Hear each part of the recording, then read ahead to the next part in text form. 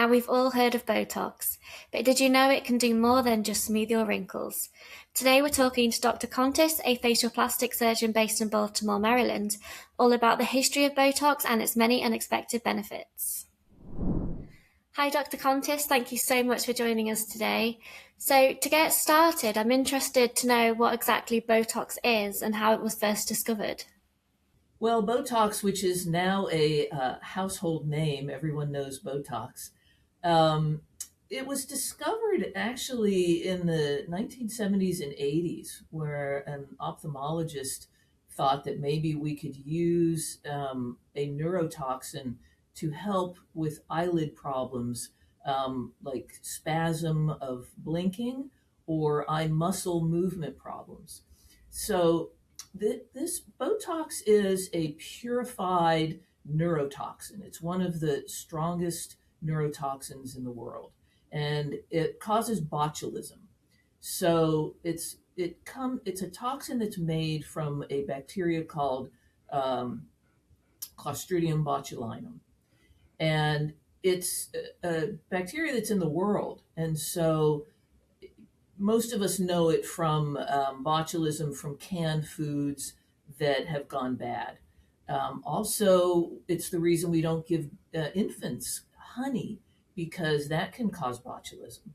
So, botulism, the toxin of botulism causes muscles to not move. So it can be fatal. It can make you stop breathing, and people can die from it. So it's something that was terrifying for people in the world. But Dr. Alan Scott thought, well, maybe we can use it in very small amounts for eye muscle issues, and so it became developed as something that could be used medically for eye issues. An ophthalmologist named Dr. Jean Carruthers from Canada was injecting one of her patients with botulinum toxin for blepharospasm, and the patient said she loved it because it made her 11 lines here go away.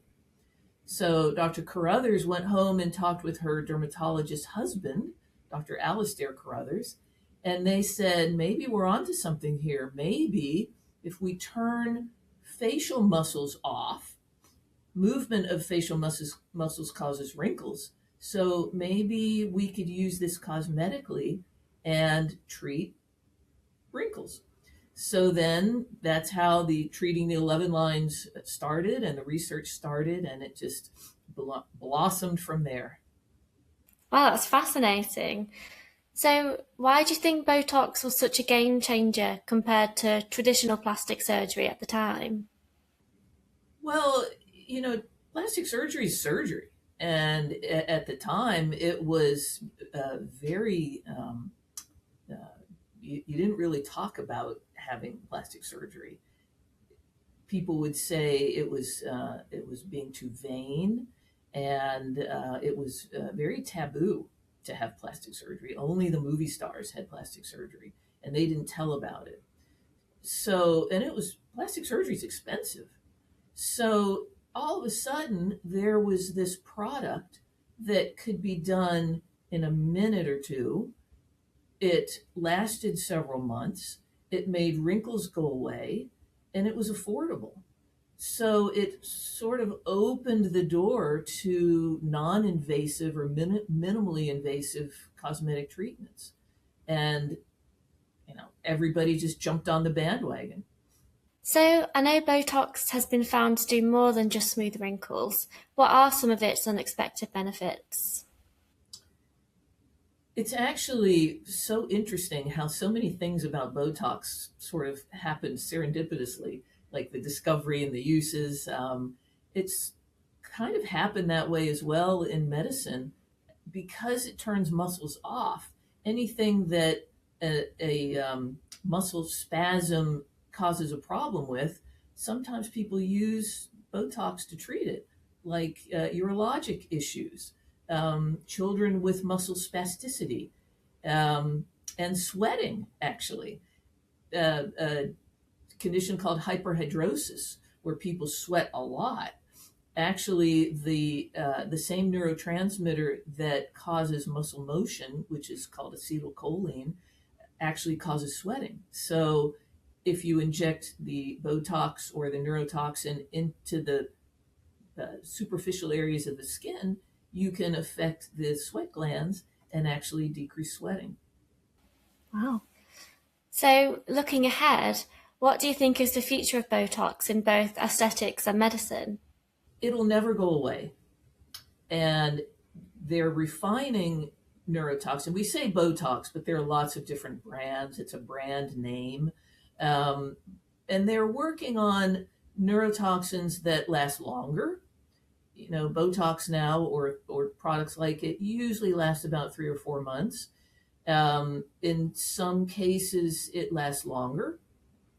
So they're working on coming up with a neurotoxin that lasts longer, maybe 6 months to a year.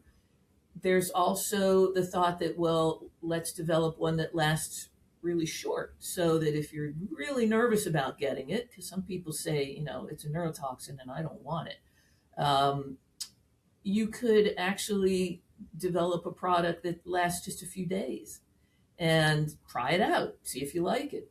We do a procedure called the lip flip where we inject in the upper lip for smokers' lines. Some people notice that it actually improves the pink lip, but it makes it hard to talk sometimes. And so I've had people tell me they got injected in their upper lip for the wedding, and then they could hardly talk and they couldn't say P very well. So it's something you could try a quick acting neurotoxin, see if you like it, see if you can get used to not being able to say your P's. Um, they're also working on neurotoxins that work really quickly. So if you want it for your wedding and you didn't quite get an appointment in time for it to work, because it takes about 7 to 10 days to kick in, maybe they'll come up with one that works much quicker. There's also the use of AI in medicine, and most likely they'll be using AI to specifically, design your injection techniques. Of course, we feel like we do that ourselves, but there isn't any reason we can't use AI to come up with some subtleties and um, work on neurotoxins that way. So the sky's the limit with these products. It's really amazing how Botox has become such an important thing in medicine, um, and thinking how it's something that could kill you in high doses, hundreds of thousands of units. We inject just a few units in the face to get the results that we see. Definitely. Well, it sounds like it's got a really interesting future ahead. Thank you so much, Dr. Contis. It's been a real pleasure speaking with you. Likewise, thank you for having me. Thank you so much to Dr. Contis. If you like this episode, be sure to like and subscribe to stay up to date with our latest releases. Until next time.